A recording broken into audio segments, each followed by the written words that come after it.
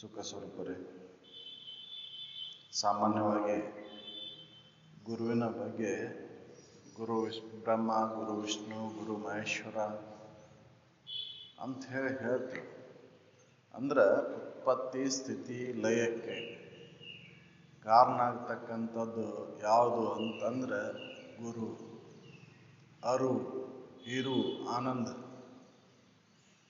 ಇದು ನಾಮರೂಪಾತ್ಮಕ ಈ ಪ್ರಪಂಚಕ್ಕೆ ಆಧಾರವಾಗಿರುವಂಥದ್ದು. ಅದಕ್ಕೆ ಅವ್ರು ಕೊನೆಗೆ ಹೇಳಿದ್ರು, ಸಾಕ್ಷಾತ್ ಪರಬ್ರಹ್ಮ ತಸ್ಮೈ ಶ್ರೀ ಗುರುವೇ ನಮಃ. ಸಾಕ್ಷಿಯಾಗಿರ್ತಕ್ಕಂಥದ್ದು. ನಾವು ಗುರು ಬ್ರಹ್ಮ, ಗುರು ವಿಷ್ಣು, ಗುರು ಮಹೇಶ್ವರ ಅಂತೇನು ತಿಳ್ಕೊಂಡೇವಲ್ಲ, ಇವನ್ನ ಆಕಾರಕ್ಕೆ ಹಚ್ಕೊಂಡೇವು. ನಾವು ಆಕಾರ ಅಂತ ತಿಳ್ಕೊಂಡ್ಬಿಟ್ಟೆವು. ಕಲ್ಪಿತಗಳು. ಅವ್ರು ಕಲ್ಪನೆ ಮಾಡ್ಕೊಂಡು ಹೇಳಿದಂಥ ಶಬ್ದ ಅಲ್ಲದು. ಉತ್ಪತ್ತಿ ಸ್ಥಿತಿ ಲಯಕ್ಕೆ ಕಾರಣ ಆಗ್ತಕ್ಕಂಥ ಯಾವುದೈತೋ ಅದು ಗುರು.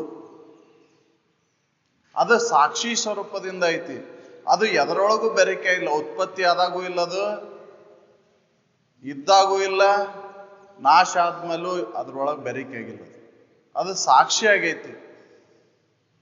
ಹೆಂಗ ಆಕಾರ ಹೇಳಿದ್ರಲ್ಲ ಆಗಲ್ಲೇ, ಮಣ್ಣಿನ ಆಧಾರದ ಮೇಲಿದ್ದ ಗಡಿಗೆ ತೋರೈತಿ ಹೊರತಾಗಿ ಮಣ್ಣ ಹೋಗಿ ಗಡಿಗೆ ಆಗಿಲ್ಲ, ಗಡಿಗಿನ ಮಣ್ಣಾಗಿಲ್ಲ. ಗಡಿಗೆ ಆದಾಗೂ ಮಣ್ಣು ಐತಿ, ಗಡಿಗೆ ಒಡೆದ ಮೇಲೂ ಮಣ್ಣು ಐತಿ, ಗಡಿಗೆ ಆಗೋಕಿನ ಪೂರ್ವದಲ್ಲೂ ಮಣ್ಣು ಐತಿ. ನಾವು ನೋಡ್ತಕ್ಕಂಥದ್ದು ಏನ್ ನೋಡ್ತೀವೋ ಆಕಾರವನ್ನು ನೋಡ್ತೇವೋ, ಇರುವಿಕೆಯನ್ನು ನೋಡುವುದಿಲ್ಲ. ಅದಕ್ಕೆ ಆ ಗುರು ಅನ್ನೋದು ಯಾವಾಗ್ಲೂ ಇರುವಂಥದ್ದು, ಸಾಕ್ಷಿಯಾಗಿರ್ತಕ್ಕಂಥದ್ದು. ಅದು ಅರು ಸ್ವರೂಪ ಐತಿ. ಅದು ಎಲ್ಲವನ್ನೂ ತಿಳಿತಕ್ಕಂಥದ್ದು, ಎಲ್ಲವನ್ನೂ ಅದರೊಳಗೆ ಐತಿ. ಅದು ಆನಂದ ಸ್ವರೂಪ ಐತಿ. ಅದು ಯಾವುದು ಅಂತಂದ್ರೆ ಅದು ನೀನಿದ್ದಿ. ಅದು ನಿನಗೆ ಅನ್ಯವಾಗಿಲ್ಲದು ಗುರು ಅನ್ನೋದು. ಅದು ನೀನೇ ಇದ್ದಿ, ನಿನಗೆ ಅನ್ಯವಾಗಿಲ್ಲದು. ಅದಕ್ಕೆ ತತ್ವಮಶಿ ಅಂತ ಹೇಳಿ. ಅದು ನೀನೇ ಇದ್ದಿ ನೋಡು. ಯಾವುದು? ಪ್ರಜ್ಞಾನಂ ಆನಂದಂ ಬ್ರಹ್ಮ. ಯಾವುದು ಪ್ರಜ್ಞೆ ಉಳ್ಳದ್ದೈತೋ, ಯಾವುದು ಆನಂದ ಸ್ವರೂಪ ಐತೋ ಅದ ನೀನದ್ದಿ, ಅದ ತತ್ವಮಶಿ. ಅದು ನಿನಗೆ ಅನ್ಯವಾಗಿಲ್ಲ. ಅಯಮಾತ್ಮ ಬ್ರಹ್ಮ, ಅಹಂ ಬ್ರಹ್ಮಾಸ್ಮಿ. ನಿನಗೆ ಅನ್ಯವಾಗಿಲ್ಲ. ಅದು ಬ್ರಹ್ಮ ಅನ್ನೋ ವಸ್ತು ನಿನಗೆ ಅನ್ಯವಾಗಿಲ್ಲ. ಆನಂದ ನಿನಗೆ ಅನ್ಯವಾಗಿಲ್ಲ. ನೀನ ಆದ ಆನಂದ ಸ್ವರೂಪದಿ. ಅದು ಸಾಕ್ಷಿ ಆಗೈತಿ. ಅದು ನೀನಿದ್ದಿ ಅಂತ ತಿಳಿಸ್ಕೊಡ್ತಕ್ಕಂಥ ಏನು ಅನುಭವಿ ಗುರುಗಳದಾರಲ್ಲ, ಅವ್ರನ್ನ ಆಶ್ರಯಿಸಿಕೊಂಡ ಮಾತ್ರ ಇದು ಹೊಳಿತೈತಿ. ಇಲ್ಲಾಂದ್ರೆ ಸಾಮಾನ್ಯವಾಗಿ ಅದು ಅನುಭವಕ್ಕೆ ಬರೋದಿಲ್ಲ. ನಾವು ಯಾಕಂದ್ರೆ ನಾವು ಹಿಂದಿನ ಸಂಸ್ಕಾರಕ್ಕನುಸಾರವಾಗಿ ವಿಷಯದಲ್ಲಿ ಆಸಕ್ತಿ ಉಳ್ಳವರಾಗಿರ್ತೇವೆ. ಆ ವಿಷಯಗಳ ಸುಖ ಕೊಡ್ತಾವಂತ ಅದರೊಳಗೆ ತಿರುಗ್ತಿರ್ತೇವೆ. ಅದಕ್ಕೆ ಆ ಭಾವನೆಯನ್ನು ತೊಡೆದು ಹಾಕಿ ಈ ಗುರು ಭಾವನೆಯಲ್ಲಿ ಉಳ್ಕೊಳ್ಳುವಂಥ ವಿಚಾರಕ್ಕೆ ಒತ್ತು ಕೊಡಬೇಕಾಯ್ತು. ಅದಕ್ಕೆ ಆ ಗುರು ವಚನದಿಂದ ಅಧಿಕ ಸುದೆ ಉಂಟೆ ಅಂತ ಹೇಳಿ. ಯಾಕಂದ್ರೆ ಈ ವಿಷಯಾಸಕ್ತಿ ಏನು ಮನಸ್ಸನ್ನ ನಿಯಂತ್ರಣ ಮಾಡ್ತಕ್ಕಂಥ ಸಾಮರ್ಥ್ಯ ಗುರು ವಚನದಲ್ಲೂ ಐತಿ. ಅದಕ್ಕೆ ಮಹತ್ವ ಐತಿ. ಅದು ಎಲ್ಲಿ ಸಿಗ್ತೈತಿ? ಅನುಭವಿ ಗುರುಗಳ ಹತ್ರ ಸಿಗ್ತೈತಿ. ಎಲ್ಲೋ ಅನುಭವಿ ಗುರುಗಳ ಬೋರ್ಡ್ ಹಾಕೊಂಡು ಕುಂತಿರೋದಿಲ್ಲ. ಏನ್ ಬೋರ್ಡ್ ಹಾಕೊಂಡು ಕುಂತಿರ್ತಾರಂತ ಮಾಡ್ರಿ ನಾ ಅಂತ ಕೇಳ್ತಿದ್ರಂತ ಅಜ್ಜಾರ. ಬ್ರಹ್ಮನಿಷ್ಠ ಗುರುಗಳ ಬೋರ್ಡ್ ಹಾಕೊಂಡು ಕುಂತಿರ್ತಾರಂತ ತಿಳಿದಿಟ್ನ. ಬ್ರಹ್ಮವನ್ನ ಅರ್ಧ ಸುಮ್ಮನಿರ್ಬೇಕು. ಸುಮ್ಮನೆ ಇಲ್ದ ಬ್ರಹ್ಮನ್ನ ಅರ್ತೀನಿ ಅಂತ ಹೇಳಿದ್ರೆ ಕಳನ ಹೋಗಿ ಕೆಮ್ಮಿದಂತೆ ಸರ್ವಜ್ಞ ಅಂತ ಹೇಳಿದ್ರಲ್ಲ. ಕಾಳು ಹೋಗಿ ಕೆಮ್ಮದಂಗ ಆಕೈತಿ. ನಾ ಕಾಳತನ ಮಾಡಿ ಹೋಗಿ ಬಾಯಿ ಮಾಡ್ಕೊಂತ ಹೋದೆ ಅಂದ್ರೆ ಹಿಡಿದು ಜೈಲಿಗೆ ಹಾಕ್ತಾರ. ಹಂಗ ಬ್ರಹ್ಮನನ್ನ ತಿಳಿದವ ಸುಮ್ಮನೆ ಇರ್ಬೇಕಂದ್ರ ಅವ ಸುಮ್ಮನೆ ಇರ್ತಾನ. ಬೋರ್ಡ್ ಹಾಕೊಂಡು ಅಡ್ಡಾಡೋದಿಲ್ಲ ಅನುಭವಿ ಗುರು. ನಾ ಬ್ರಹ್ಮನನ್ನ ತಿಳಿದೇನಿ, ನಾ ಅದನ್ನ ಅನುಭವವನ್ನು ಮಾಡ್ಕೊಂಡಿನಿ ಅಂತ ಯಾರು ಹೇಳಕ್ ಬರುದಿಲ್ಲ. ಹೌದಲ್ರಿ? ಅವರು ಸುಮ್ಮನೆ ಇದ್ದು ಬಿಡ್ತಾರ. ಯಾರಿಗೂ ತೋರಿಸ್ಕೊಡೋದಿಲ್ಲ, ಗೊತ್ತು ಹಚ್ಚಿಕೊಡೋದಿಲ್ಲ. ಎಲ್ಲರೊಡನೆ ಉಂಡುಟ್ಟು ಸಂಚರಿಸ್ತಿರ್ತಾರ ಅವರು. ಯೋಗಿ ಕೊಡು ಯೋಗಿ ಅಂತೆ, ಭೋಗಿ ಕೊಡು ಭೋಗಿ ಅಂತೆ, ಕರ್ಮಿ ಕೊಡು ಕರ್ಮಿ ಅಂತೆ. ಆದ್ರೆ ಎಲ್ಲರೊಳಗೂ ಇದ್ರೂ ಕೂಡ ಯಾರು ಅಂತನೂ ತಾವು ಇರುವುದಿಲ್ಲ. ತಮ್ಮೊಳಗೆ ತಾವಿರ್ತಾರೆ, ತಮ್ಮಂತೆ ತಾವಾಗಿರ್ತಾರೆ. ಯಾರು ಕೂಡ ಗೊತ್ತ ಹಚ್ಕೊಡುವುದಿಲ್ಲ ಅವ್ರು. ನಾ ಬ್ರಹ್ಮನಿಷ್ಠ ಅದೇನಿ, ನಾನು ಐದದೇನಿ ಅಂತ ತೋರಿಸ್ಕೊಡುದಿಲ್ಲ. ಏನೋ ಜೀವಿಗಳ ಪ್ರಾರಬ್ಧಕ್ಕನುಸಾರವಾಗಿ, ಜೀವಿಗಳ ಹಿಂದಿನ ಒಂದು ಪ್ರಾರಬ್ಧಕ್ಕನುಸಾರವಾಗಿ ಅಲ್ಲಿ ಸ್ತೋತ್ರಿತ್ವ ಬಂದಿರ್ತೈತಿ. ಯಾರ ಪುಣ್ಯ ಇತ್ತೋ ಏನೋ ನೋಡಪ್ಪ, ಈ ನಾಡಿಗೆ ಕರೆಸುವಂತ ಹೇಳಾಕ ಅಂತಿದ್ರಂತ ಅಜ್ಜಾರ. ಯಾಕಂದ್ರೆ ಅವರು ಅಲ್ಲಿವರೆಗೆ 50ನೇ ಇಸ್ವಿವರೆಗೆ ಹೊರಗೆ ಬಿದ್ದಿದ್ದಿಲ್ಲ. ಅವರು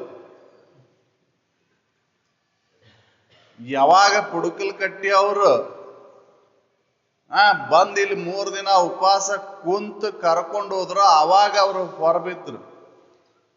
ಅಲ್ಲಿವರೆಗೆ ಅವ್ರದ್ದು ಏನು ಇದೇ ಇದ್ದಿಲ್ಲ.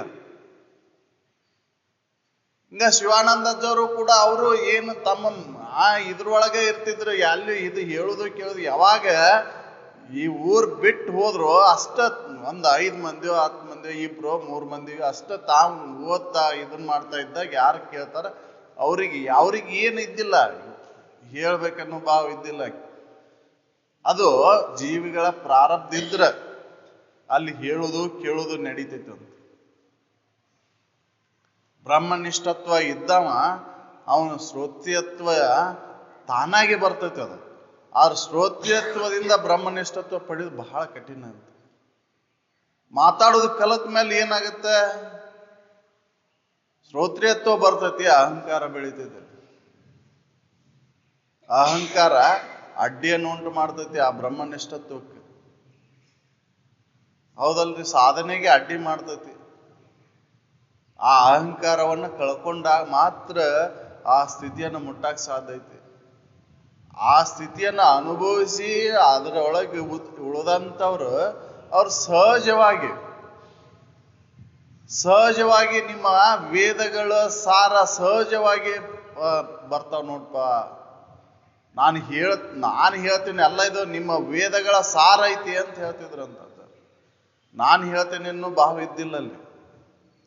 ನಿಮ್ಮ ವೇದಗಳು ಉಪನಿಷತ್ತುಗಳು ಏನ್ ಹೇಳ್ಯಾವ ನೋಡು, ಅದರ ಸಾರ ನೋಡಪ್ಪ ಇದು. ಯಾಕಂದ್ರೆ ಅವ್ರು ಕಂಡು ಅನುಭವಿಸಿದಂತ ವಿಚಾರಗಳನ್ನು ನಮಗೆ ತಿಳಿಸ್ತಿರ್ತಾರೆ. ಅಂತ ಅನುಭವ ಗುರುಗಳನ್ನ ಕಂಡ್ಕೋಬೇಕಂದ್ರೆ ಅದಕ್ಕೆ ನೀನ್ ಹೇಳಿದಲ್ಲ, ನಮ್ಮಲ್ಲಿ ಇರ್ತಕ್ಕಂಥ ದೋಷಗಳು ದೂರ ಆಗ್ಬೇಕು. ಆಗಲಿ ದೇವಮ್ಮ ಕೇಳಿದಲ್ಲ, ಸಾಧನ ಚತುಷ್ಟಯ ಸಂಪನ್ನತ್ವ ಬೇಕು ಅಂತ. ಇಲ್ಲ ಅಂದ್ರೆ ಗುರು ತಿಳಿಯಕ್ಕಾಗೋದಿಲ್ಲ. ಹೌದಲ್ರಿ, ಉತ್ಕಟ ಇಚ್ಛೆ ನಮ್ಮಲ್ಲಿ ಇರಬೇಕದು, ಹೊಂದಬೇಕು, ಆ ಸ್ಥಿತಿಯನ್ನು ಹೊಂದಿ ತೀರಬೇಕನ್ನುವಂತ ಒಂದು ಅಪೇಕ್ಷೆ, ಅದನ್ನ ಕಂಡ್ಕೊಂಡ ತೀರ್ಬೇಕನ್ನುವಂತ ಉತ್ಕಟ ಇಚ್ಛೆ ಇದ್ದ ಮಾತ್ರ ಇದನ್ನ ಹೊಂದಾಕ್ ಸಾಧ್ಯ ಐತಿ. ಇಲ್ಲ ಅಂದ್ರೆ ಇದನ್ನ ಹೊಂದುದ ಬಹಳ ಕಠಿಣ ಐತಿ ಅದು. ಯಾಕಂದ್ರೆ ಮನುಷ್ಯ ಜನ್ಮ ಬರೋದು ದುರ್ಲಭ ಐತಿ. ಆ ದುರ್ಲಭವಾದಂತ ಮನುಷ್ಯ ಜನ್ಮ ಬಂದಾಗ ಅದರ ಸಾರ್ಥಕತೆಯನ್ನು ಮಾಡ್ಕೋಬೇಕಂದ್ರ ಈ ಹಿಂದಿನ ಜನ್ಮದ ವಾಸನೆಗಳ ನಮ್ಮನ್ನು ಹಂಗ ಬಿಡುದಿಲ್ಲ. ಅವು ಹಿಂದಿನ ಜನ್ಮದ ವಾಸನೆಗಳ ಬಿಡುದಿಲ್ಲ, ಅವು ಬಂದು ಅಡ್ಡಿಯನ್ನು ಉಂಟು ಮಾಡ್ತಾವ. ಆ ವಾಸನೆಗಳನ್ನ ಕಳ್ಕೋಬೇಕಂದ್ರೆ ಸತತ ಅಂತ ಗುರುವಿನ ಒಂದು ವಾಣಿಗಳನ್ನ ಕೇಳ್ತಾ ಇದ್ದಾಗ ಆ ವಾಸನೆಗಳು ದೂರ ಆಗ್ತವೆ. ಎಲ್ಲಿವರೆಗೂ ನಾವು ಅದನ್ನ ಆಶ್ರಯ ಆಗುದಿಲ್ಲೋ ಅಲ್ಲಿವರೆಗೂ ಈ ಜನ್ಮದ ಸಾರ್ಥಕತೆ ಆಗುದಿಲ್ಲ. ಈ ನಾವು ಏನೋ ಆಚರಣೆ ಹಂಗೆ ಬರೇ ಬಾಯದೊಳಗೆ ಆಚರಣೆ ಮಾಡ್ತೇವೆ. ಆ ಗುರು ಪೌರ್ಣಿಮಾ ಅಂತ ಹೇಳಿ ಏನೋ ಅದು ಬಾಹ್ಯದೊಳಗೆ ಅಲ್ಲ, ಅದನ್ನ ಒಳಗೆ ಮಾಡ್ಬೇಕಾಗೈತಿ, ಒಳಗೆ ಅದನ್ನ ಆಚರಣೆ ತರಬೇಕಾಗೈತಿ. ಅದಕ್ಕೆ ಗುರು ವಚನ ಉಪದೇಶವನ್ನು ಆಲಿಸಿ ಆಚರಿಸಿದಾಗಳವುದು ನರರಿಗೆ. ಬರೀ ಆಲಿಸಿದಾಗ ಆಗುದಿಲ್ಲ, ಆಚರಣೆ ತರಬೇಕು. ಆಚರಣೆ ತರುವಂತ ಕ್ರಮವನ್ನು ಹೇಳಿದ್ರೆ ಮುಂದವ್ರು ದುರಿತ ಕರ್ಮವನ್ನು ಒಲ್ಲದಿರು ಪುಣ್ಯವನ್ನೇ ಮಾಡು ಅಂತ ಹೇಳಿದ್ರು. ಆಚರಣೆ ತರೋದು ಅಂತದ್ನ ಆಚರಣೆ ತರ್ಲಿಲ್ಲ ಅಂದ್ರೆ ನಾವು ಈ ಕಿವಿಲೆ ಕೇಳಿ ಈ ಕಿವಿಲೆ ಬಿಟ್ರಿ ಯಾವಾಗ ಉಳಿತೈತಿ? ಹೇಳ್ತೇವು ಆದ್ರೆ ಆಚರಣೆ ತರುದಿಲ್ಲ. ಅದನ್ನ ಯಾವುದನ್ನ ಹೇಳಿ ಅದನ್ನ ಆಚರಣೆ ತರುದಿಲ್ಲೋ ಅದು ಉಳಿದಿಲ್ಲ ಅಂತ ಆಚರಣೆ ತರಬೇಕಾಗೈತಿ. ನಾವು ಸಾಕಷ್ಟು ಹೇಳುದು ಕೇಳುದು ನಿರಂತರವಾಗಿ ಸಾಕಷ್ಟು ನಡೆದೈತಿ, ಆದ್ರೆ ಆಚರಣೆ ಇಲ್ಲ. ನಮ್ಮಲ್ಲಿ ಆಚರಣೆ ಬರ್ಬೇಕಾಗೈತಿ. ದೋಷಗಳ ಹೋಗ್ಬೇಕಂದ್ರೆ ಆಚರಣೆ ಬರ್ಬೇಕಾಗೈತಿ. ಸತ್ಯದಿಂದ ನಡೆಯಕ್ಕೆ ಪ್ರಯತ್ನ ಇಲ್ಲ. ಯಾಕಿದು ಸತ್ಯದ ಅನುಭವ ಆಗವಲ್ಲಂದ್ರೆ ಸತ್ಯದಂತ ನಡೆಯುವಲ್ಲಿ ನಾವು. ಸತ್ಯದಿಂದ ಇತರ ತಪಮಿನುಂಟೆ ಅಂತ ಹೇಳಿದ್ರು, ಅದರಂತೆ ನಡಿಬೇಕಲ್ಲ. ಯಮಾದಿ ನೇಮಗಳಲ್ಲಿ ಇದು ಮುಖ್ಯ ಐತಿ. ಸತ್ಯದಿಂದ ನಡೆದು ಸತ್ಯದಿಂದ ನಡೆದಾಗ ಅಹಿಂಸಾ ಬರ್ತೈತಿ. ಎಲ್ಲ ಬೆನ್ನ ಹತ್ತಿ ಬರ್ತಾವ, ಉಳುಕಿದ್ದು 5. ನೀವು ಅದೇ ಇದು ಒಂದೇ ತಪಸ್ಸನ್ನು ಆಚರಿಸ್ರಿ ಅಂತ ಹೇಳಿದ್ದು. ಈ ತಪಸ್ಸನ್ನು ಆಚರಿಸಾಕ ನಾವು ಪ್ರಯತ್ನ ಇಲ್ಲ.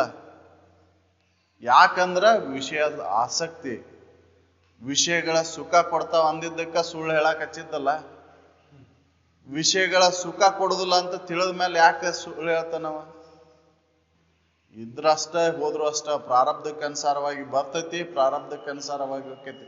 ನನಗೇನ್ ಸಂಬಂಧ ಅಂತ ತಿಳ್ಕೊಂಡು ನಾವ ಸುಳ್ಳು ಹೇಳಕ್ ಹೋಗುದಿಲ್ಲ. ವಿಷಯಗಳ ಸುಖ ಕೊಡ್ತಾವ ಅಂತನ ಆ ವಿಷಯಗಳ ಪ್ರಾಪ್ತಿಗಾಗಿ ಸುಳ್ಳರ ಹೇಳ್ತಾನ, ಮೋಸನರ ಮಾಡ್ತಾನ, ವಂಚನೆನರ ಮಾಡ್ತಾನ, ಏನಾದ್ರೂ ಮಾಡಕ್ ಹೆಸುದಿಲ್ಲ ಅಂತ. ಆ ವಿಷಯಗಳಿಂದ ಸುಖ ಸಿಗ್ತೈತೆ ಅಂದಾಗ ಇವೆಲ್ಲ ದುರ್ಗುಣಗಳು ಬಂದಿದ್ದು. ಈ ದುರ್ಗುಣಗಳನ್ನು ಕಳ್ಕೋಬೇಕಂದ್ರೆ ಸತ್ಯದ ಆಶ್ರಯದಲ್ಲಿ ಇರಬೇಕು ಅಂತ, ಸದಾ ಇದರೊಳಗಿರ್ಬೇಕು. ಆ ಗುರು ಶಿಷ್ಯನಲ್ಲಿ ಏನೂ ನೋಡುದಿಲ್ಲ, ಏನನ್ನೋ ಬಾಹ್ಯದ ನಿಮ್ಮ ಯಾವುದೇ ಸಂಪತ್ತನ್ನ ಯಾವುದೇ ಇದನ್ನ ನೋಡುದಿಲ್ಲ ಅವನು. ಆಗಲ್ಲಿ ಹೇಳಿದ್ರಲ್ಲ ಅವರು ಶ್ರೀಮಂತರು ಬಡವರು ಬಲ್ಲಿದ ಅವಂಗ ಅದ್ರ ಅವಶ್ಯಕತೆ ಇಲ್ಲ. ಅವನಲ್ಲಿ ಸಾಧನ ಚತುಷ್ಟಯ ಸಂಪನ್ನತ್ವ ಗುಣ ಆಯ್ತೋ ಇಲ್ಲೋ, ಅವ ಇದಕ್ಕೆ ಯೋಗ್ಯದನೋ ಇಲ್ಲೋ ಅನ್ನೋದನ್ನು ಒಂದ ಪರೀಕ್ಷೆ ಮಾಡ್ತಾನ. ನಿಮ್ಮ ಬಾಯದ ವೇಷಭೂಷಣಗಳನ್ನ, ಬಾಯದ ಯಾವುದೇ ಲಕ್ಷಣಗಳ ಅವನಿಗೆ ಸಂಬಂಧ ಇಲ್ಲ. ಇದು ಅದಕ್ಕೆ ಅವರು ಹೇಳಿದ್ದು ಗುರು ಶಿಷ್ಯರ ಬೋಧೆ ಅದು ಕಾಲ್ಪನಿಕ ತೋರಿಕೆ ಅಂತ ಹೇಳಿ. ಯಾಕಂದ್ರೆ ನಾನು ಬೇರೆ ಅಲ್ಲ, ಶಿಷ್ಯ ಬೇರೆ ಅಲ್ಲ. ಆ ಶಿಷ್ಯನಲ್ಲಿರತಕ್ಕಂಥ ಆ ಆತ್ಮನು ಒಂದ, ನಾನು ಒಂದ, ಅಲ್ಲಿ ಭೇದ ಇಲ್ಲ. ಅವ ಯಾವುದರ ಕಡೆ ಅಪೇಕ್ಷೆ ಇಲ್ಲ ಗುರುವಿನಲ್ಲಿ. ಜ್ಞಾನಿ ಮೋಹಿಪುದು ಅಂದವೇ, ಜ್ಞಾನಿ ಯಾಕೆ ಮೋಹಕ್ಕೆ ಒಳಗಾಕನ? ಮತ್ತೆ ತಿಳಿದ ಮೇಲೆ ತಿಳಿದು ಬಿಟ್ಟಿರ್ತಾನವ. ತಿಳಿದ ಅದ್ರೊಳಗೆ ಸುಖ ಇಲ್ಲ, ಮೋಹದೊಳಗ ಬಂಧನ ಐತಿ ಅಂತ ತಿಳಿದು ಆ ಮೋಹವನ್ನು ತ್ಯಾಗ ಮಾಡಿರ್ತಾನ. ತ್ಯಾಗ ಮಾಡಿ ಮತ್ತ ಅದ್ರ ಕಡೆ ಹೋಗ್ತಾನ. ಅದು ಐತ ಅಂತ ತಿಳಿದ ಮೇಲೆ ಅದ್ರ ಕಡೆ ಯಾಕೆ ಲಕ್ಷ್ಯ ಕೊಡ್ತಾನ? ಹಂಗೆ ಶಿಷ್ಯನಲ್ಲಿ ಇರ್ತಕ್ಕಂಥ ವಿಷಯದ ಕಡೆ ಯಾಕೆ ಅವನು ನೋಡಾಕ್ ಹೋಗ್ತಾನ? ಶಿಷ್ಯನಲ್ಲಿ ಏನೈತಿ? ಸಾಧನ ಚತುಷ್ಟಯ ಸಂಪನ್ನತ್ವ ಗುಣ ಆಯ್ತು ಇಲ್ಲೋ, ಇದಕ್ಕೆ ಯೋಗ್ಯ ಅದಾನೋ ಇಲ್ಲೋ, ಇದನ್ನ ತಿಳ್ಕೊಂಡಾಕ ಅವ ಅರ್ಹ ಅದಾನೋ ಇಲ್ಲೋ ಅನ್ನೋದನ್ನ ಒಂದೇ ನೋಡ್ತಾನೆ. ಯಾಕಂದ್ರೆ ತಾನು ಹೇಳಿದಂತ ವಿಚಾರ ಅವ ಆಚರಣೆ ತರಬೇಕಾಯ್ತು.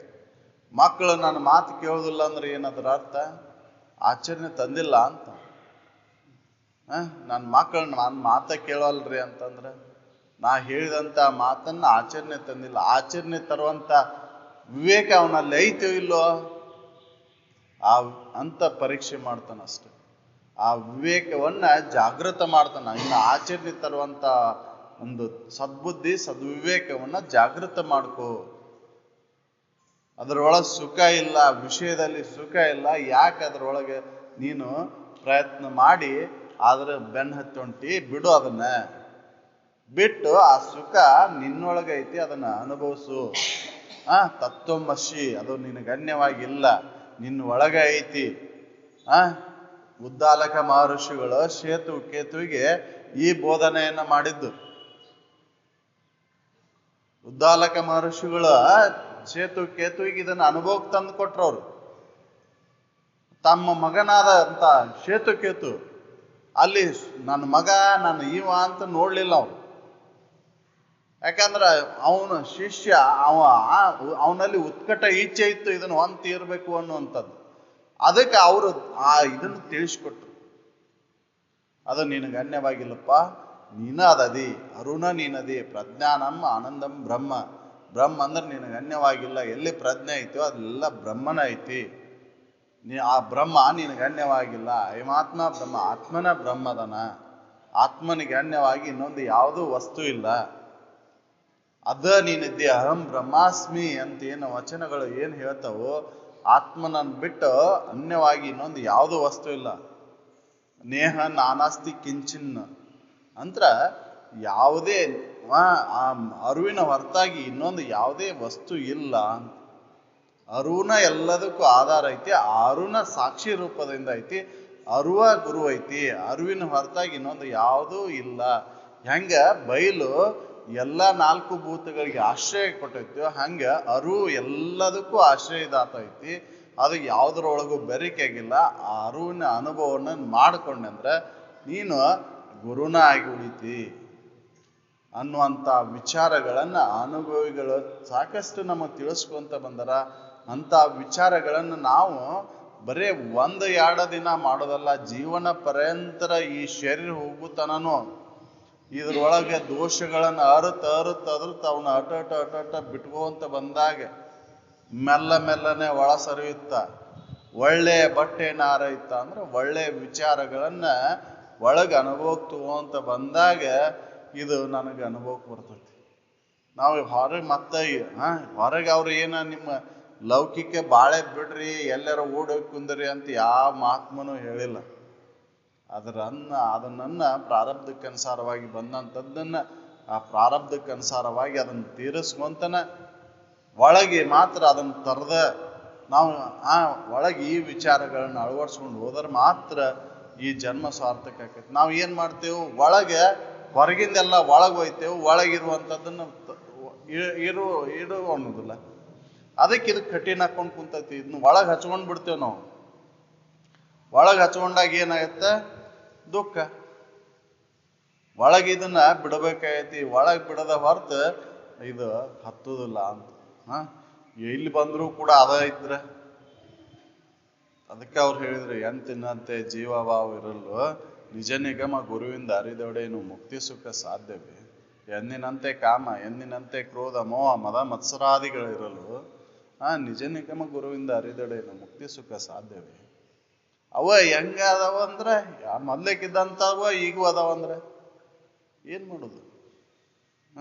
ಅದಕ್ಕೆ ಕಾದ ಕೆಬ್ಬನ ಮೇಲೆ ನೀರು ಸುರಿದು ಹೆಂಗೆ ಅದ ನೀರು ಇಲ್ಲಂಗೆ ಆಕೈತು ಹಂಗೆ ಆಕೈತಿ ನಮ್ಮ ಪರಿಸ್ಥಿತಿ. ಉಳಿದ ಇಲ್ಲ ಅದನ್ನ ಬಿಟ್ಟುವಂತ ಬಾ ಅಂತ ಹೇಳಿದ್ರು. ಮೊದಲಿಗಿದ್ದಂಥ ಜೀವಭಾವವನ್ನು ಕಳ್ಕೊಳ್ಳಿಲ್ಲ ಅಂದ್ರೆ ವ್ಯರ್ಥ ಅಂತ. ಆ ಜೀವಭಾವವನ್ನು ಕಳ್ಕೊಳ್ಳೋ ಸಲುವಾಗಿದ್ದನ ಬಂದಿದ್ದು. ನಾನು ಈ ಹುಟ್ಟು ಸಾವುಗಳಿಗೆ ಸಾಕ್ಷಿ ಅದೇನಂತ ತಿಳ್ಕೊಳೋ ಸಲುವಾಗಿದ್ದ ಬಂದದ್ದು. ಅದನ್ನ ನಾವು ಎದಕ್ಕೆ ಉಪಯೋಗ ಮಾಡ್ತೇವೆ? ಎಲ್ಲ ಅಜ್ಞಾನಿಗಳದಾವಲ್ಲ, ಹಂಗೆ ನಾವು ಇದನ್ನು ಉಪಯೋಗ ಮಾಡಿಕೊಂಡ್ರೆ ಅವರಿಗೂ ನಮಗೆ ಏನು ಭಿನ್ನತ್ವ? ಅದಕ್ಕೆ ಇದನ್ನು ಕೇಳಿದ ಮೇಲೆ ಆಚರಣೆ ತರ ಟೊಂಕ ಕಟ್ಟಿ ನಿಲ್ಲಬೇಕು ಅಂತ. ಟೊಂಕ ಕಟ್ಟಿ ನಿಲ್ಲಿಲ್ಲ ಅಂದ್ರೆ ಡಬಲ್ ಶಾಸನ ಆಕೈತಿ ಅಂತ. ತಿಳಿಕಿನ ಪೂರ್ವದಲ್ಲಿ ಮಾಡಿದಂಥ ತಪ್ಪು ಕ್ಷಮೆಗೆ ಅರ್ಹ, ತಿಳಿದ ಮೇಲೆ ಮಾಡಿದಂಥ ತಪ್ಪು ಶಿಕ್ಷೆಗೆ ಕಾರಣ ಆಕೈತಿ. ಹೌದಲ್ಲ?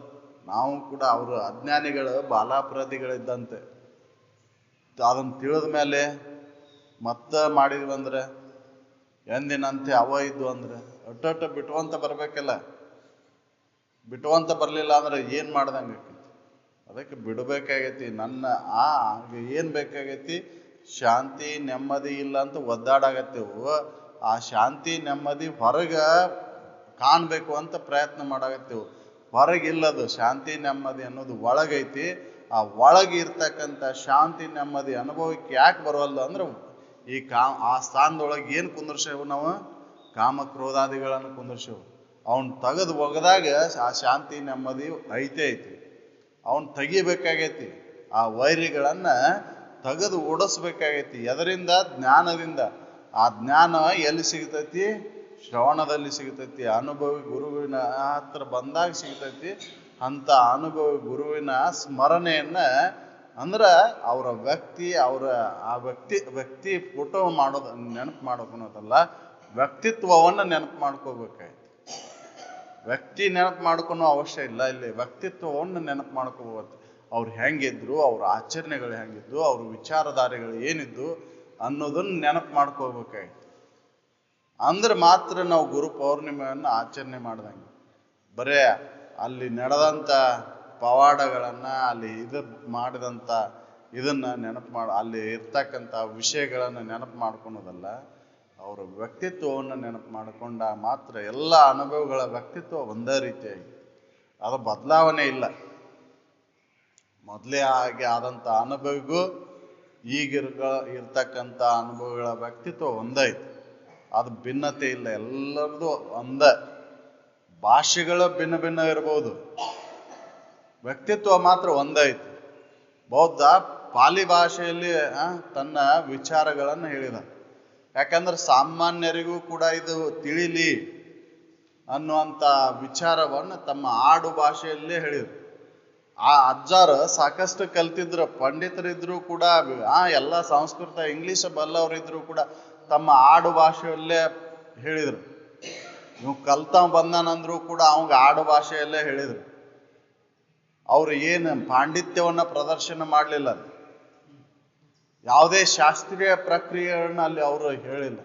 ನಿಮ್ಮ ಆಡು ಭಾಷೆಯಲ್ಲೇ ಅವ್ರು ಹೇಳಿದಂಥ ಉದ್ದನ್ನು ಬರೆದಿಟ್ಟಾಗಿ ಹೋಗಿ ಅದನ್ನ ಈ ಶ್ರುತಿ ಏನು ಮಾಡ್ಯಾರಲ್ಲ, ಅದನ್ನು ತಿದ್ದಾಕ ನಮ್ಮ ಇವರು ಕನ್ನಡ ವಿಶ್ವವಿದ್ಯಾಲಯದ ಪ್ರೊಫೆಸರ್ ಕೇಳಿದ್ರೆ, ಇದರಾಗ ಒಂದು ಅಕ್ಷರವನ್ನು ನಾನು ಬದಲಾವಣೆ ಮಾಡೋದಿಲ್ಲ ಅಂತ ಹೇಳಿ, ಬದಲಾವಣೆ ಮಾಡಿದ್ರೆ ಪಾಪ ಹತ್ತತ್ ನನಗೆ ಅಂತ. ಯಾಕಂದ್ರೆ ಅವ್ರಷ್ಟ ನಿಮಗೆ ಮನದಟ್ಟಾಗುವಂಗ ನಿಮ್ಮ ಆಡು ಭಾಷೆಯಲ್ಲಿ ಬರ್ದಾರ. ನಾ ಅದ್ರೊಳಗೆ ಏನಾರು ತಿದ್ದಿದ್ರೆ ಲೋಪಕ್ಕೈತಿ. ಹೆಂಡತಿ ಹೋಗಿ ಹೇಂತಿನ ಅಂತ ಅದನ್ನ ತಿದ್ದಿದಿಲ್ಲ, ನಾನು ಹೇಂತಿನ ಅಂತ ಬರೀರಿ. ಅದನ್ನ ನಿಮ್ಮ ಶಾಸ್ತ್ರೀಯ ಪ್ರಕ್ರಿಯೆಗಳಿಗೆ, ನಿಮ್ಮ ಸಾಹಿತ್ಯಕ್ಕೆ ಅನುಸಾರವಾಗಿ ತಿದ್ದಾಕ ಹೋಗ್ಬೇಡ್ರಿ ಅಂತ ಹೇಳಿ ಅದನ್ನ ವಾಪಸ್ ಕೊಟ್ರದು. ಅದಕ್ಕೆ ನಮಗೆ, ಯಾಕಂದ್ರೆ ಆಡು ಭಾಷೆ ಒಳಗೆ ನಮಗೆ ಅದು ಮನ ಮುಟ್ಟತತಿ. ನಮ್ಮ ಶಾಸ್ತ್ರೀಯ ಪ್ರಕ್ರಿಯೆಯನ್ನು ನಾವು ಬಳಸ್ಕೊಂಡಿವಂದ್ರೆ ಏನಾಕೈತಿ, ನಮಗೆ ತಿಳಿದಿಲ್ಲ ಏನು ಹೇಳ್ತಾರೋ ಏನು ಬಿಡ್ತಾರೋ ಅನ್ನೋದು ಗೊತ್ತು. ಅದಕ್ಕೆ ನಮ್ಮ ಆಡು ಭಾಷೆಯಲ್ಲಿ ಎಲ್ಲ ಮಹಾತ್ಮರು ನಮ್ಮ ಆಡು ಭಾಷೆಯೊಳಗೆ ನಮಗೆ ಇರುವಂಥ ದೋಷಗಳನ್ನು ಕಳೆಯಾಕ ಪ್ರಯತ್ನ ಮಾಡಿದ್ರು. ಅಂಥ ವಿಚಾರಗಳಲ್ಲಿ ನಾವು ಒತ್ತು ಕೊಟ್ಟು ನಾವು ಅದನ್ನ ಆಚರಣೆ ತಂದದ್ದಾದ್ರೆ ಈ ಜೀವನ ಸಾರ್ಥಕ ಆಕೈತಿ. ಇಲ್ಲಾಂದ್ರೆ ವ್ಯರ್ಥ ಹಂಗೆ ಹೋಗ್ಬಿಡ್ತೈತಿ. ಏನೋ ನಾಯಿ ನರಿ ಗುಬ್ಬಿ ಕೋಳಿಗಳು ಹೆಂಗೆ ಜೀವನ ಸಾಗಿಸ್ತಾವ ಹಂಗೆ ಹೋಗ್ಬಿಡ್ತೈತಿ. ಇದು ಬರೀ ಮಕ್ಕಳು ಮರಿ ಆಡೋದು, ಉಣ್ಣೋದು ತಿನ್ನೋದು, ಇದ್ರೊಳಗೆ ಸಂಸಾರ ಹಂಗೆ ಹೋಗ್ಬಿಡ್ತೈತಿ. ಇದನ್ನ ತಿಳಿದಾಗ ನಾನ್ಯಾರಂದು ವಿಚಾರಿಸಿ ತಿಳಿಯೇ ಮೊದಲು ಸಂಸಾರ ತನಗಿಲ್ಲ. ನಾನ್ಯಾರನ್ನೋದು ಒಂದ ವಿಚಾರ ಮಾಡ್ಬೇಕಾಯ್ತು ಇಲ್ಲಿ. ಅದನ್ನ ತಿಳಿಸ್ಕೊಟ್ರು ಎಲ್ಲ ಮಹಾತ್ಮರು, ಅನುಭವಿಗಳು. ನೀನ್ ಯಾರನ್ನೋದು ಒಂದ ವಿಚಾರ ಮಾಡಿಲ್ಲ ಮನುಷ್ಯ ಜನ್ಮಕ್ಕೆ ಬಂದ್ಮೇಲೆ. ಯಾಕಂದ್ರೆ ನೀ ಶಪಥ ಮಾಡಿ ಬಂದಿ, ಈ ಶರೀರವನ್ನು ಧಾರಣೆ ಮಾಡಿ ಹೊರಗೆ ಬರಬೇಕಾದ್ರೆ ನೀ ಶಪಥ ಮಾಡಿ ಬಂದಿ. ಈ ಕಾಯಜ ವಿರೋಧಿ ಆದಂತ ಇದನ್ನ ಗೆದ್ದು ಶಂಭುಲಿಂಗನನ್ನು ಒಲಿಸ್ಕೊಂಡು, ಆಶೆ ಆಮಿಷಗಳನ್ನು ದೂರ ಮಾಡ್ಕೊಂಡು ಆ ಶಂಭುಲಿಂಗನನ್ನು ಒಲಿಸ್ಕೊಂಡು ನಾನು ಇದನ್ನ ಮಾಡ್ತೀನಿ, ಮಾಯನ ಮೀರಿ ಈ ಭವನ ಗೆಲ್ಲುತ್ತೇನೆ ಅಂತ ಹೇಳಿ ನೀ ಶಪಥ ಮಾಡಿ ಬಂದಿ. ಈ ಹುಟ್ಟು ಸಾವುಗಳನ್ನ ಮೀರಿ ನಿಲ್ತೇನೆ ಅಂತ ಶಪಥ ಮಾಡಿ ಬಂದಿ. ಇದನ್ನ ಬಿಟ್ಟು ನೀ ಶಪಥವನ್ನ ಬಿಟ್ಟು ನೀ ಏನ್ ಮಾಡಾಕತ್ತಿ, ಅಜ್ಞಾನಿಗಳಂತೆ ವರ್ತನೆ ಮಾಡಾಕತ್ತಿ. ಅದ ಶಬ್ದ ಸ್ಪರ್ಶ ರೂಪ ರಸ ಗಂಧದೊಳಗೆ ನೀ ಸುಖವನ್ನ ಆರಿಸುಂಟಿ. ಅದರೊಳಗೆ ಸುಖವನ್ನು ಹುಡುಕಾಕ ಮನುಷ್ಯ ಜನ್ಮದ ಅವಶ್ಯಕತೆ ಏನಿತ್ತು? ಮನುಷ್ಯ ಜನ್ಮದ ಅವಶ್ಯಕತೆ ಅದಕ್ಕಾಗಿ ಬಂದಿಲ್ಲ, ತನ್ನನ್ನ ತಿಳ್ಕೊಳ್ಳೋ ಸಲುವಾಗಿ ಆ ಶಂಭುಲಿಂಗನನ್ನ ಒಲಿಸ್ಕೊಳೋದಂದ್ರೇನ ಆರು ಇರು ಅಂದನ ನಾನದನಿ ಅಂತ ತಿಳ್ಕೊಂಡು ಅದನ್ನು ಆ ಸ್ಥಿತಿಯೊಳಗೆ ಉಳ್ಕೊಳೋ ಸಲುವಾಗಿನ ಬಂದದ್ದು. ಅದನ್ನು ವ್ಯರ್ಥ ಮಾಡ್ದ, ಸುಮ್ಮನೆ ಕಾಲ ಕಳೆದ ನಿತ್ಯ ಆ ಸುಖದೊಳಗೆ ಇರುವಂತ ಪ್ರಯತ್ನವನ್ನ ನಾವು ಮಾಡ್ಬೇಕಾಗಿತ್ತು. ಅಂದಾಗ ಇದರ ಸಾರ್ಥಕತೆ. ಸುಮ್ಮನೆ ಏನೋ ಎಲ್ಲರೂ ಮಾಡ್ತಾರಂತ ಹಂಗ ಎಲ್ಲರೊಡನೆ ಹಂಗ ಅದನ್ನ ಮಾಡ್ಕೊಂತ ಹೋದ್ರೆ ವ್ಯರ್ಥ ಹೋಗ್ಬಿಡ್ತದೆ. ತಿಳಿದ್ಮೇಲೆ ಅದಕ್ಕೆ ಏನೋ ಲೌಕಿಕದೊಳಗಿದ್ದಾಗ ಏನೋ ಸ್ವಲ್ಪ ದೋಷಗಳಾಗಿರ್ತಾವ. ಆ ದೋಷಗಳನ್ನ ಮತ್ತೆ ಮರುಕಳಿಸದಂತೆ ತಿದ್ದುಕೊಂಡು ಆಚರಣೆ ತರಂದಾಗ ಮಾತ್ರ ಈ ಜೀವನ ಸಾರ್ಥಕ ಆಕೈತಿ. ಆ ಗುರುಗಳು ಹೇಳಿಕೊಟ್ಟಂತ ವಿಚಾರಗಳನ್ನು ನಾವು ಆಚರಣೆ ತಂದಾಗ ನಾವು ಗುರು ಪೌರ್ಣಿಮವನ್ನು ಆಚರಣೆ ಮಾಡ್ದಂಗೆ ಆಕೈತಿ. ಯಾಕಂದ್ರೆ ಕತ್ತಲಿನಿಂದ ಬೆಳಕಿನ ಕಡೆಗೆ, ಅಜ್ಞಾನದಿಂದ ಜ್ಞಾನದ ಕಡೆಗೆ ನಾವು ಸಾಗ್ಬೇಕಾಯ್ತು. ಏನೋ ಹಿಂದಿನ ಜನ್ಮದೊಳಗೆ ಅಜ್ಞಾನದಿಂದ ಏನೋ ಮಾಡ್ಕೊಂತ ಬಂದೀವಿ, ಇದು ಜ್ಞಾನದ ಕಡೆಗೆ ಹೋಗ್ತಕ್ಕಂಥ ಜನ್ಮ, ಅರಿವಿನ ಕಡೆ ಹೋಗ್ತಕ್ಕಂಥ ಜನ್ಮವನ್ನ ಸಾರ್ಥಕಗೊಳಿಸ್ಕೋಬೇಕಾಯ್ತು. ಸುಮ್ಮನೆ ಬಂದಿಲ್ಲ ಇದು. 84 ಲಕ್ಷ ಜೀವರಾಶಿ ಒಳಗೆ ಹಂಗ ಬಂದಿಲ್ಲ ಇದು. ಮಾನವ ಜನ್ಮ ದುರ್ಲಭ. ಅಂತ ಮಾನವ ಶರೀರವನ್ನು ಧಾರಣೆ ಮಾಡಿದ್ರೆ ಒಳ್ಳೆ ವಿಚಾರಗಳನ್ನ, ಒಳ್ಳೆ ಆಚರಣೆಗಳನ್ನ ರೂಢಿಸ್ಕೊಂಡು ನನ್ನಲ್ಲಿರುವಂಥ ಆ ಅರಿವು ಇರುವ ಆನಂದ ಸ್ಥಿತಿನ ನಾನು ಅದೀನಿ, ನನಗೆ ಅನ್ಯವಾಗಿಲ್ಲ ಅಂತ ತಿಳ್ಕೊಂಡು ಆ ಸ್ಥಿತಿ ಒಳಗೆ ಉಳ್ಕೋಬೇಕಾಯ್ತಿ. ಅದಕ್ಕೆ ಈ ಶರೀರವನ್ನ ಉಪಯೋಗ ಮಾಡಿಕೊಂಡು ನಾವು ಮುಕ್ತರಾಗೋಣ ಅಂತೇಳಿ ನನ್ನ ಒಂದು ಎರಡು